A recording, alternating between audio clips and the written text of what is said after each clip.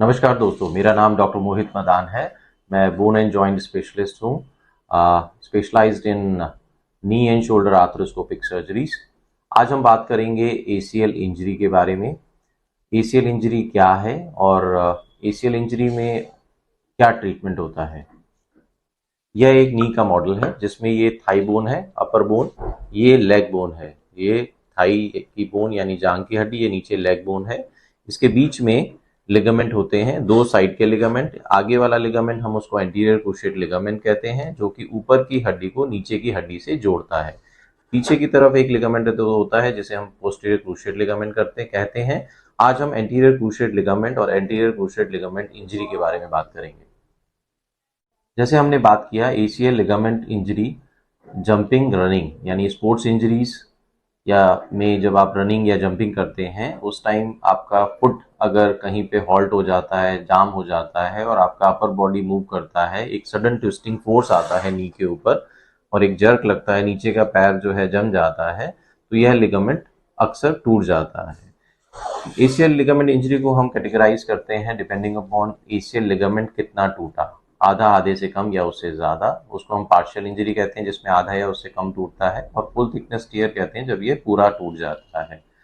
Depending upon injury, depending upon tier and depending upon your lifestyle, आपके lifestyle और आपकी activity level पे इसका ट्रीटमेंट डिसाइड होता है कि हमें एसीएल लिगामेंट इंजरी का क्या ट्रीटमेंट करना है। इनिशियल जो सिम्टम्स जो हमें मिलते हैं जैसे ही इंजरी होती है, तो कुछ पेशेंट्स में सडन पॉप की फीलिंग आती है, कुछ में नहीं भी आती है, और धीरे धीरे पेन और स्वेलिंग नी में आने लग जाता है। जब भी आपके घुटने में significant amount of pain and swelling है या फिर सडन पॉप की आवाज़ आपको अगर फील होती है, तो आपको एक नी स्पेशलिस्ट को ज़रूर दिखाना चाहिए। अब हम बात करते हैं इनिशियल ट्रीटमेंट के बारे में। इनिशियल ट्रीटमेंट जैसे हम जानते हैं किसी भी इंजरी में RICE, राइस मतलब rest, ice therapy, compression and elevation होता है। इसी तरीके से इस इंजरी में भी इनिशियली यही किया जाता है। अगर सिम्टम्स ज़्यादा दिन के लिए परसिस्ट करते हैं तो आप अपने स्पेशलिस्ट को ज़रूर दिखाएं आगे के ट्रीटमेंट के लिए। पार्शियल एसीएल इंजरीज लो एक्टिविटी जिनकी रहती है, कम एक्टिविटी, जिनको सिंपल रनिंग या लो रिक्रिएशनल एक्टिविटीज़ या स्पोर्ट्स में इन्वॉल्वमेंट रहता है, उसमें मेडिकल ट्रीटमेंट और फिजियोथेरेपी से ट्रीटमेंट किया जाता है। जो हैवी बिल्ट हैं या फिर जिनका ज़्यादा स्पोर्ट्स में इंटरेस्ट है और जो कि स्पोर्ट्स पर्सन है, उसमें अक्सर आर्थ्रोस्कोपिक एसीएल रिपेयर और रिकंस्ट्रक्शन की ज़रूरत होती है। नॉर्मली आर्थ्रोस्कोपिक एसीएल सर्जरी में 20-25 मिनट्स लगते हैं। पेशेंट को हम सुबह जैसे एडमिट करते हैं, ऑपरेशन करने के बाद शाम को घर भेज देते हैं। आफ्टर एसीएल सर्जरी आपको कुछ प्रिकॉशंस रखने होते हैं इनिशियली, कुछ हफ्तों के लिए। बेसिकली जैसे मैंने बताया कि इनिशियली आपको कुछ हफ्ते ब्रेस की ज़रूरत पड़ती है, उसके बाद हम ब्रेस निकाल देते हैं। वेट बियरिंग या चलना आपका फर्स्ट सेकंड डे से स्टार्ट हो जाता है। नी बेंडिंग भी हम सेकंड थर्ड डे से स्टार्ट कर देते हैं। आप रनिंग और जॉगिंग जो है हम मान के चलते हैं ऑलमोस्ट 6 वीक्स टू 2 मंथ के बाद आप शुरू कर सकते हैं। जो एक्टिविटीज़ जिसमें sudden twisting of knee involve होती है वो जनरली हम 3 मंथ के बाद एडवाइस करते हैं कि आपको करना चाहिए। एवरी वीक और फोर्टनाइटली, इनिशियली वीकली, उसके बाद फोर्टनाइटली 15 दिन पे हम बुलाते हैं। And every time we tell our patients कि आपको क्या क्या एक्सरसाइज करनी है। हर स्टेप पे हम अपने पेशेंट्स को बताते हैं। फिजियोथेरेपी रिहैबिलिटेशन की ज़रूरत पड़ती है, लेकिन जैसा ऐसे सोचा जाता है कि बहुत ज़्यादा फिजियोथेरेपी करानी पड़ती है, ऐसा नहीं है।